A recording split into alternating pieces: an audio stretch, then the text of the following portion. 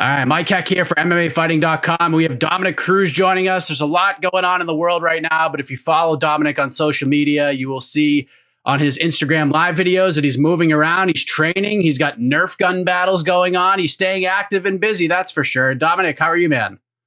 I'm doing good. Like you said, staying busy. It's all we can do.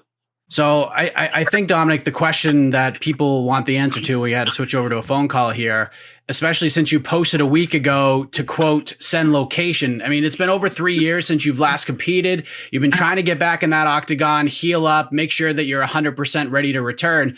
Have you been cleared to compete, Dominick, once we get back to normal? Well, see, that's a good question. The other thing is I want to take you back to that post. What in your mindset was the message through the send location? In my mindset, it was that you were clear and that you were ready. Plus, we had heard other things like the Corey Sandhagen post that he posted on Instagram. So I wasn't sure if those two coincided, if you were ready to go or not. And that's why I like asking these questions to interviewers and to like kind of set the record straight for the people too. Because like you said, send location was a mindset of, yeah, he's ready to go. When actually, it's funny how like facts and experience of a situation, we can make a story from post on social media. And I feel like this is what's going on around the world. So I appreciate you asking the question. The truth of the matter is I was actually just talking about Khabib Ferguson because I'm calling that fight. So I want to find the location of that fight so that I know where I'm calling it if it happens. Now we just got the news that it's not happening, that Khabib's out. They're going to move the fight somewhere else. I still don't know the location and I'm still supposed to be calling that fight. So if I'm calling that fight, I want to know the location. So isn't it funny how we can see a post and we can make an entire story about it in our heads and none of that's even the facts? Yeah, that's really why I wanted to ask you about it, because I think a lot of people read that in the same way I did, as opposed to what was truth, what's reality, and what these posts actually mean. Isn't that great?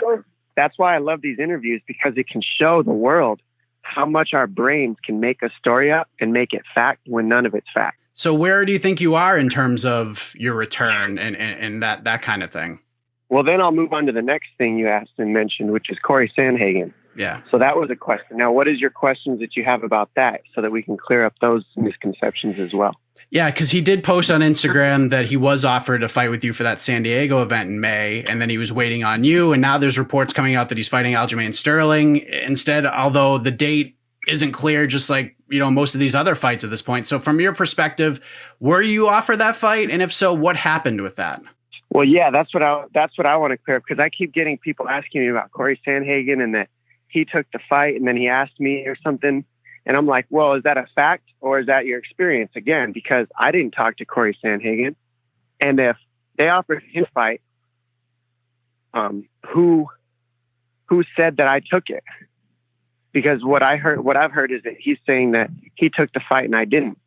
Well, my question is, who did he talk to that said that I got, offered the fight and I said no? Because what I know is there's only one common denominator between myself and any of the other fighters that might get matched up. Do we know the answer to that? Who is that person? I know the answer. Do you? Sean Shelby, right? Right. He's the matchmaker. Isn't that true? Don't we all know that in the whole world? We do. All right. So if Sean Shelby's the matchmaker and me and Corey Sandhagen don't talk, who is Corey Sandhagen getting his information from? He's getting it from the matchmaker. Where else would he get it? He's the only guy talking to the both of us, isn't he? Who else would be talking to Sandhagen if I'm not talking to him? So what Shelby does is he creates fights between the fighters before the fight happens so that he can get himself out of the way. That's my experience. It's not a fact. And what I'm getting from this is Shelby's telling Sandhagen something about me. Then Corey Sandhagen puts it out there and then expects me to bite. But really, it's like Sean Shelby told me in all reality that I said, how do I come back and get a title shot the fastest? And he said, you can get a title shot if you fight Peter Yan. And I said, all right, I want that fight. And he said, well, technically, that's a harder fight, so you get a title shot right after it. But we don't want to give you a title shot right after, so we will give you Sandhagen before we give you a title, before you get done. And I was thinking, well, I want a title shot. I don't want to just fight somebody. I'm not here to fight. I'm here to fight towards the title. So I would fight anybody. Let me get the title shot after that fight. Peter Yan's the guy. So I said, yes, I'll fight Peter Yan. He said, well, Peter Yan's fighting Moraes. I said, well, then I'll fight Moraes or Peter Yan, because those are the direct lines straight to the title. Those guys, I get a title shot. That's what I'm in this for, not to fight 13 times beforehand.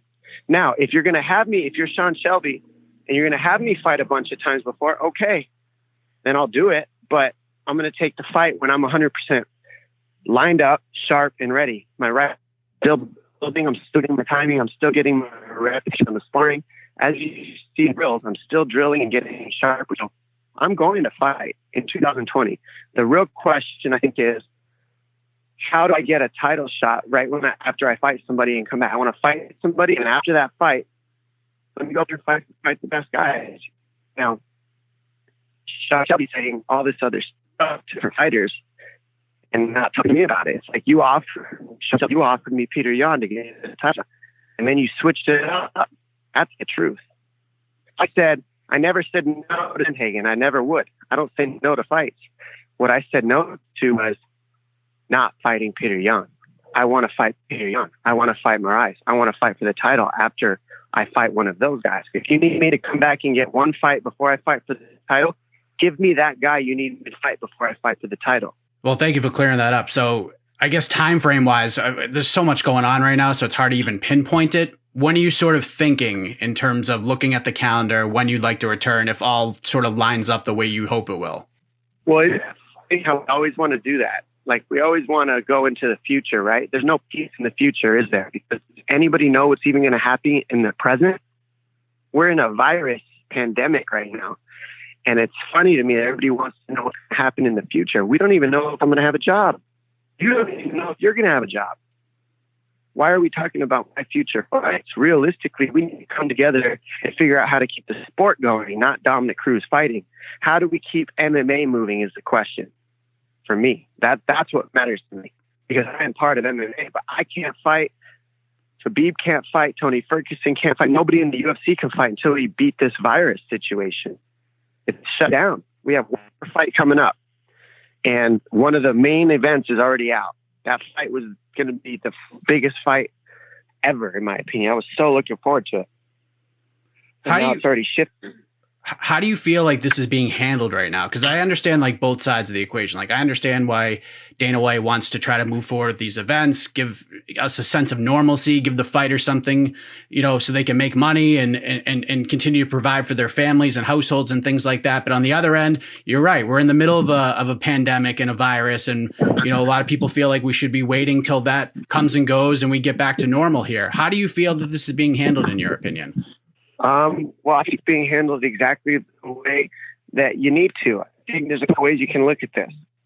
One, you could say, well, some people are probably saying, you're supposed to be on lockdown. Well, as far as I know, when this fight goes forward, they're going to follow the rules of the lockdown. There's going to be very limited people. This is going to be on television. So you're going to have two athletes fighting, maybe commentate. This is not a fact. I don't know anything. The UFC hasn't told me anything.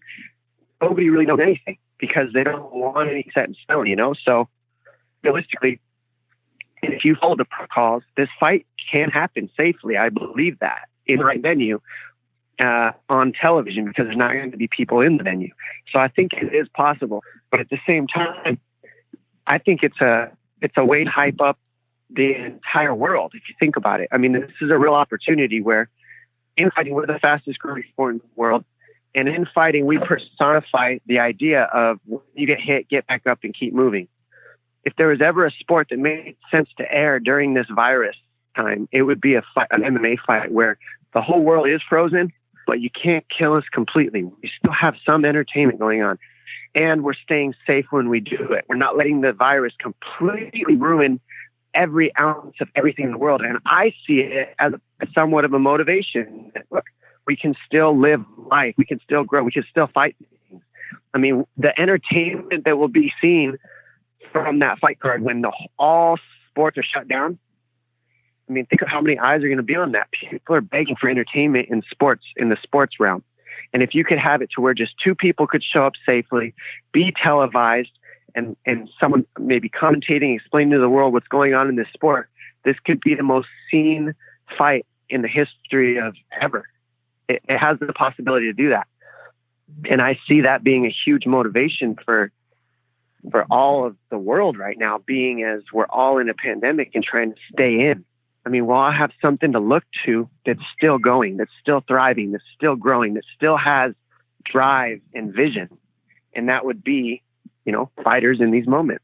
Did you watch Submission Underground yesterday? Chael Sonnen put on that event. It was billed as the only sporting event in the world, and it went off, and they took different precautions. Chael commentated by himself in a different room than the competitors. Did you get a chance to check that out at all? I did not check that out. However, that's pretty much exactly what I'm saying. You can see there that's still going on, and that's a grappling tournament, and if that can happen, there's no question that a fight can happen. There's no question. It can be done. And I believe that it's a good thing. I personally do. If you can make it happen safely, follow the protocols, and put out great entertainment in the fastest growing sport in the world, mixed martial arts, it's amazing. Now let's take it even a step further. Football, basketball, soccer, hockey, every mainstream sport, baseball, is shut down because of the size of the sport and the years that they've been around. MMA fighting has only been around for the past 25, 30 years, roughly, we'll say, just to push the envelope. But we're here in the slot where we can fill a gap, being all these big sports are shut down because it's been around so long and it's had so many years to build the growth. MMA hasn't had the time to build the growth, but we have an opportunity here to fill a gap. And when everything else is shut down, mixed martial arts keeps going. We find a way. And you know what? To me, that personifies fighting and fighters as well. No matter what, we figure it out. Most of us figure it out. We find a way. We're prize fighters, and the only way we make our money is by the prize. So you better believe we'll find any way we can to fight. And I think that as a whole is what our country has to be in the mindset of. Now, stay inside, stay safe, but don't quit. Don't stop fighting. Don't stop living your life and being happy and joyful and in gratitude for the things that we have. And I think that going through and putting on this show and putting on these performances can really ignite that in people. So from an analyst perspective, you mentioned already, it looks like Khabib Nurmagomedov's not going to be able to fight. He's stuck in Russia. There's the travel ban going on, and reports are coming out that Justin Gaethje's been offered as a potential replacement to fight Tony Ferguson. If you're Tony Ferguson, you've been waiting for this fight. You've won 12 fights in a row. You finally, for the 5th time, you're trying to put this fight together. Do you take a Gaethje fight if you're Tony Ferguson, or do you wait until all of this settles and you can get Khabib again? Well, if you heard everything I just said and you're in the mindset of that, then you take the fight. But if you're Tony Ferguson, you're probably not thinking of anything that I just said at all, and you're still going to take the fight just because you're Tony Ferguson. That's what Tony Ferguson is. Of course he takes that fight. No question in my mind, Tony Ferguson takes that fight. That's what he is, period. I really don't think that it's even a slight question for him. That's how much of a beast that guy is in his head. He has this thing in his head, and that's, to me, what makes him championship status is his mindset, period. And so I don't believe that would even make him blink. And then from Gaethje's standpoint, he's come out publicly and said multiple times, he doesn't like taking short notice fights. He likes a full training camp. And that's very respectable on his part since he's made it public. What does that mean to him? And in terms of the matchup with Ferguson, if this fight were to happen, how do you think he matches up with him? Well, he matches up really well, but he was being sharp in his vulnerability to admit the fact that he likes a full training camp. But if you watch Gaethje, you know why. Why would Gaethje find it so important to have a full training camp? Well, because he counts on his cardio. He counts on his durability. And that's going to, the level that he exudes those things, cardio and durability, he needs an 8-week camp, I would assume. And that's probably what he's thinking, to have himself at that highest level. So to take a 5-round title fight on short notice against Tony Ferguson, unless he's been training in case this fight didn't come through, which is a possibility. Dana, UFC, Sean Shelby, the matchmakers are smart. So they know how to get people on the background to stay training and stay healthy in case somebody gets hurt. You know what I mean? So if that was happening, I think Gaethje would be great for this. If he hasn't been training, if he says so himself that he doesn't like taking short notice fights, I would say from watching film, that's my guess as to why. He likes to be in extremely good shape and push the cardio envelope on people. Well, if there's one guy you're going to need that cardio envelope, it's going to be against Tony. So I think it's a harder fight on short notice for Gaethje than it is for Tony. But Gaethje definitely matches up extremely well with Tony, but even better if he gets a full training camp, 100%. On a scale of 1 to 10, and I know you're calling this fight. You made some great points about MMA and fighting and how this event still has a good chance of moving forward. It's the fighting mentality. But on a scale of 1 to 10, how likely is UFC 249 going to take place on April 18th, in your opinion? Yeah, well, if you've heard Dana, what has he said? He said it's happening. So on a scale of 1, I think the real question is, on a scale of 1 to 10, how much do you trust Dana's word? He's adamant. So I'm like, if I'm going by what he says, if I'm going off of his energy, that it's like 1,000. But just considering where the world is right now and travel restrictions and all that stuff, that there's a lot of hurdles to overcome. And he's admitted as such that every day he wakes up, there's another curveball thrown his way. So which do you believe? Do you believe in his curveball story, or do you believe in the 1,000%, 2,000% that you said you believed? I believe if it was up to him and he could make it happen, it's going to happen. But again, there's still a lot of things going on that are in his way. So you don't believe it's up to him completely? I don't think it's up to him completely.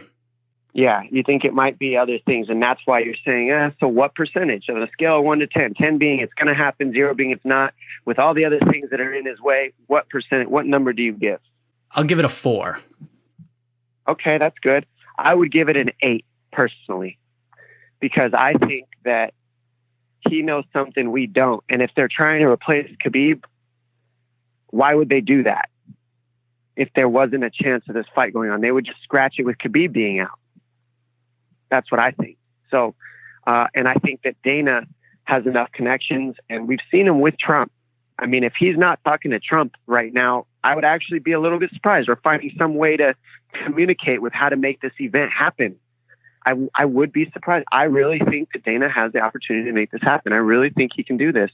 And I hope it does, because like I said, all those things that I said about the sport, this is our opportunity to fill a gap and be there for the nation, be there for the world, to give entertainment and show what it looks like, even through a pandemic, that the human spirit doesn't really stop. Ever. Never really quit. A couple more things before we let you go, Dominic. I mean, there's just so much to talk about because you wear so many hats and you come from different perspectives when it comes to fighting and the UFC. But I'd be remiss if I didn't ask your thoughts about the big news from last week, John Jones and everything that's going on with him. That video of him being arrested was really tough to watch. What was your reaction to that news? Well, like you said, it was tough to watch, I'm actually going to put out a statement about that today, and you can look it up on my social media. So make sure you go to DominickCruz.com for exactly that statement. And then we'll end on a brighter note. I wanted to get your take on this. Last week, or maybe it was like 2 weeks ago, Cub Swanson came out and made a suggestion of possibly putting together like a WEC themed event, kind of like what WWE did with ECW back in the day in the pro wrestling world. I think that would be a really cool outside of the box thing to put together for the UFC. What say you, being a former WEC bantamweight champion? Do you think that's something that would be cool to put together? Would you want to be involved in something like that? I don't know what a new WEC event would look like. I'm not real sure what Cub was referring to. I didn't read any of that, so I don't know what that would entail at all. It would look like a WEC event. I mean, obviously it would be, sort of like the UFC did with the 25th anniversary special. They kind of made it look like a throwback to the old days. They had the posters made up in a certain way and maybe just do the weight classes that were featured in WEC and just make it have that kind of a feel. Oh, okay. I mean, I'm not opposed to it. I think it's a way to highlight the lighter weight classes, which are now shining more than ever, I would say. The 135-pound weight class is more on fire than I've ever seen it in the history of any of the sport, really. I think it's one of the toughest divisions in the sport right now. And it wasn't like that for, a lot of years as it was growing. And now it's grown. Now it's big and sharp. So I think 35, 45, 25, it's good for those weight classes, being as they're kind of newer. Why would anybody be opposed to that? we've done the numbers in the WEC. It would kind of put the WEC on highlight and show that we were some of the best fighters in the world before we became the best fighters in the world in the UFC. And it would kind of highlight our careers before we got there. Because realistically, WEC fighters were in the UFC. It's just that we were called the WEC, but the UFC owned us back then. Right. So that's why there's even this conversation, is because we've been UFC fighters since the WEC started. Just nobody knew that. This is amazing, man. I could do this for another hour easily. And I can't thank you enough for the time. Great stuff. All the best to you, Dominick, during this crazy time. Hopefully we get a location for you to call this fight on April 18th. Stay healthy and safe, and look forward to seeing you back in the octagon at some point. But obviously we have more important things to deal with right now. Yeah, let's put our prayers out and our positive wishes. And I encourage everybody in the world to stay in something every single morning when you wake up that you're in gratitude for, because being in gratitude, it's impossible to be in fear. And that's the key. Well said. Thank you, Dominick. I appreciate it. Have a good day.